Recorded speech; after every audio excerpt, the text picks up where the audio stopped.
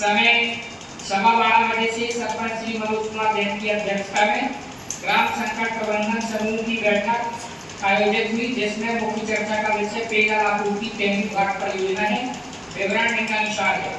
पेयजल आपूर्ति तेंदू घाट परियोजना की बंद स्थिति व मध्य प्रदेश शासन के नियम पर चर्चा व सम्यक निर्णय बाबत चर्चा की शुरुआत करते हुए पंडित श्री काशीराम शर्मा ने बताया कि तेंदू घाट जलापूर्ति की शुरुआत से व्याप्त कमियों का संज्ञान है, जिस पर पहले बताया गया था कि 2029 तक मुफ्त में रहने का कनेक्शन दिए गए। श्री आडा सहीद ने कहा कि पानी नहीं आता, भौतिक सत्यापन भी करा दिया जाए। श्री कुंज बिहारी मोर पानी की गाइडलाइन शासन के नियम क्या है, इस पर चर्चा की गई। श्री मनोज कुमार जैन ने पेयजल आपूर्ति के संकट पर चर्चा की, जो जल निगम से निरंतर पत्राचार कमियां दूर करने प्रयास व टूटी लाइन पर उपभोक्ता परेशान है, इस पर चर्चा की गई।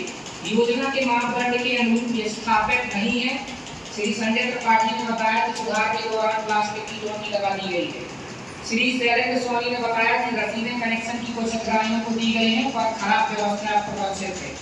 प्रत्येक उपभोक्ता से प्रति परीक्षण में अनुबंध उपभोक्ता एवं ग्राम पंचायत के बीच नियमानुसार पहले होना है। योजना का राजपत्र भी उपलब्ध है, जिसमें प्रावधान ग्राम पंचायत पेयजल तदक समिति का पूर्व से कनेक्शनों की परीक्षण शुदा सूची जो अभी पानी प्राप्त कर रहे हैं। ग्राम पंचायत के अनुबंध की शर्तें पुराना बिल नहीं चुकाएगी।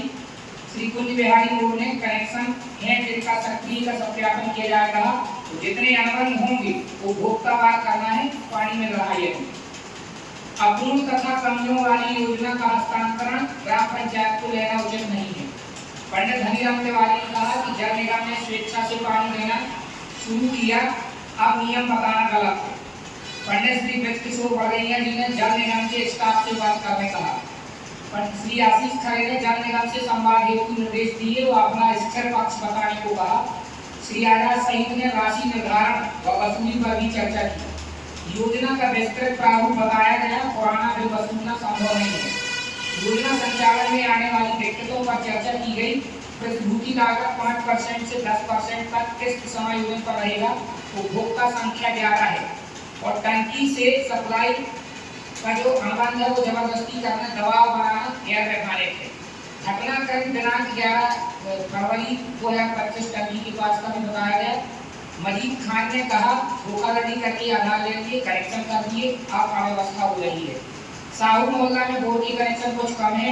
वीरेंद्र चौहान ने पानी निरंतरता पर निर्णय करने को कहा। श्री काली शरण खरे ने पानी सप्लाई का समय बढ़ाने का सुझाव दिया। नदी सप्लाई हो निरंतरता में लाने की कार्रवाई करना है। इसके लिए वैकल्पिक व्यवस्था का सरपंच श्री मनोज कुमार जैन द्वारा ममता नगर का सर्वे करवाया गया। छूटे स्थान पर विस्तार करने की चर्चा की गई है, बैठक की गई है। इसके लिए विशेष बीआरसी की ओर विस्तार होगा। शिवनगर में टंकी से व्यवस्था नियंत्रित करने पर प्रक्रिया करेगा। समाधान स्थायी प्रकृति का होना चाहिए, कुंज बिहारी मोड़ जी ने प्रस्ताव रखा। श्री लल्लू दुबे जी ने सरपंच द्वारा की जाने वैकल्पिक व्यवस्था वितरण में टोटी लगाने विनय की व सराहना की कि नजर योजना की व्यवस्था को सुचारू करने का प्रस्ताव रखा गया।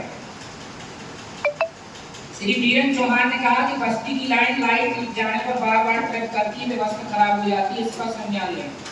तेंदू घाट के बंद रहने पर ग्राम पंचायत का पक्ष जिला स्तर पर बतौर स्पष्टीकरण विधिवत प्रस्ताव पारित करके दिया जाए। पंडित श्री धनीराम तिवारी ने रखा।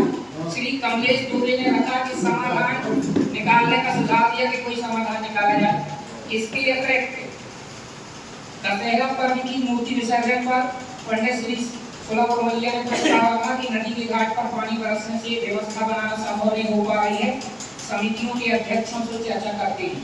पंडित श्री ओम प्रकाश यादव ने जवारे खेलने के स्थान पर परिवर्तन पर सहमति नहीं दी है।